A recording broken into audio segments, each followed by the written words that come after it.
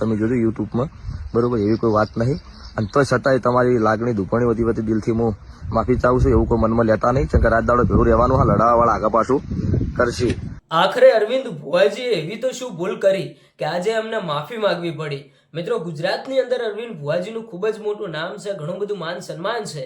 પણ મિત્રો, 2-3 દિવસથી સોશિયલ મીડિયામાં જે વિડીયો વાયરલ થઈ રહ્યા છે એના કારણે જ ક્યાંક ને ક્યાંક અરવિંદ ભુવાજીએ આજે માફી માંગવી પડી છે. અને ભાઈ જે જણાવ્યું છે, ખરેખર તમે આ એક વિડીયો સાંભળતા જજો, કારણ કે તમે ક્યાંક ને ક્યાંક વિડીયો જોયા હશે કે ભાઈ અરવિંદ ભુવાજીને એક ઘોડી ગિફ્ટ કરવામાં આવી હતી. જે મિત્રો ગુજરાતની અંદર ખૂબ જ મોટું નામ રૂપલ સ્ટડ ફાર્મ તરફથી અરવિંદ ભુવાજીને એક ઘોડી ગિફ્ટ કરવામાં આવી હતી. એ વચ્ચે અરવિંદ ભુવાજી જે પ્રોગ્રામની અંદર એવું બોલ્યા હતા કે ઘોડી રાખવી એ મર્દોના કામ છે, કોઈ રોકના કામ નથી. આ મિત્રો આટલી એક નાનકડી ક્લિપ સોશિયલ મીડિયાની અંદર વાયરલ થઈ ગઈ. આ વિડીયો વાયરલ થતા ઠાકોર સમાજના, દરબાર સમાજના, ક્ષત્રિય સમાજના ભાઈઓ ક્યાંક ને ક્યાંક અમુક લોકો આ અરવિંદ ભુવાજીનો વિરોધ કરી રહ્યા હતા. અને એમનું કહેવું એવું હતું કે ભુવાજી તમે આવા શબ્દો કેમ વાપર્યા?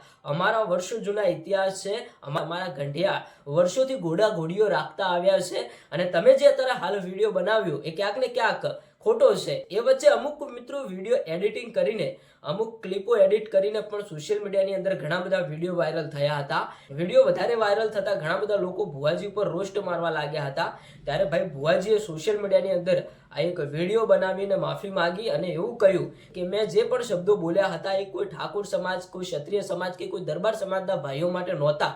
મારી કોઈ વ્યક્તિ સાથે પર્સનલ એમની કોઈ મેટર હતી, એના માટે થઈને જ મને જે મેણું મારવામાં આવ્યું હતું એ કારણે જ હું ઘોડી લાવ્યો હતો ને એ કારણે જ મેં આ શબ્દ વાપર્યા હતા. કોઈ ઠાકોર સમાજના ભાઈઓ, કોઈ ક્ષત્રિય કે કોઈ દરબાર સમાજના ભાઈઓ માટે આ શબ્દ નહોતા.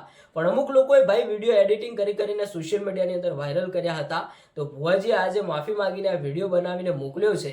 હવે દર્શક મિત્રો, આ બાબતે તમારું શું કહેવું થાય છે તમે કોમેન્ટ કરીને જણાવતા જજો. અને ભુવાજી પણ એમની રીતે સાચા છે, ઠાકોર સમાજ અને દરબાર સમાજના, ક્ષત્રિય સમાજના ભાઈઓ પણ એમની રીતે સાચા છે. આ બાબતે તમારું શું કહેવું થાય છે તમે કોમેન્ટ બોક્સની અંદર તમારો પ્રતિભાવ આપતા જજો.